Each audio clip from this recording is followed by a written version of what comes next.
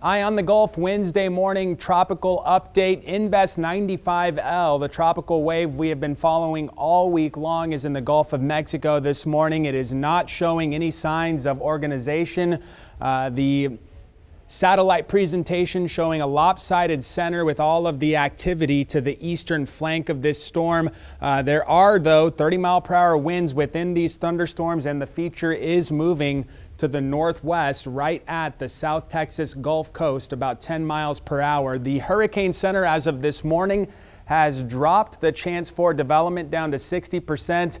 This is for tropical cyclone formation, which will likely be, if it does happen, only a tropical depression at this point. I haven't seen any data suggesting anything more than that, and the data has been trending down on the intensity forecast as of this morning. It does have some more wind shear to get through, and that's probably the most likely reason why the guidance is trending down. And specifically, the European model yesterday was showing a little more organization. This morning, it is far weaker and a little bit farther to the south, carrying this thing into the area of land between the coastal bend and the Texas-Mexico border, and this would be on Friday close to midday. However, the rain's going to start as early as Thursday night, last all day Friday, and work into Saturday morning as this feature tracks inland pretty quickly. It's not going to stall over us, so rain chances should be going down as early as late Saturday afternoon and or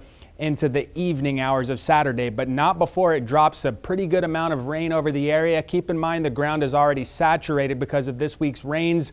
So if we get something like 4 to 6 inches north of the center of where this thing goes, flooding will be problematic. I think that's going to be the biggest threat with this system, and could get as much as 1 to 2 inches as far north as the San Antonio area. So flooding going to be the biggest concern. There could be some locally higher amounts than this, but that's the latest in terms of rainfall accumulation. Here's the timeline now.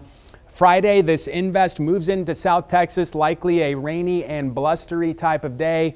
It's not going to stall over us, so the rain shouldn't last for too long, although Friday is going to be rainy all day. Impacts look like 25 to 35 mile per hour winds. That's just below tropical storm strength. And flooding rains, the biggest concern, could get half a foot or more in localized areas. That's going to be highly dependent on where the center of this thing tracks. Also, some coastal effects, higher than normal tides, some coastal flooding, and increased risks for rip currents on Gulf of Mexico facing beaches. By Saturday, this will be moving inland. Rain chances trending down into the afternoon and evening hours of Saturday, and setting us up for a decent finish to the weekend. But before it gets here, some isolated stuff to get through Wednesday, Thursday, Friday. That's going to be the rainiest of the next 3 or 4 days. As this thing comes in, we'll have tropical downpours, again, several inches of rain on the table, and 25 to 35 mile per hour winds. Sunday, much improved, high of 90 with partly cloudy skies and more sunshine. Back to normal, highs in the low 90s early next week.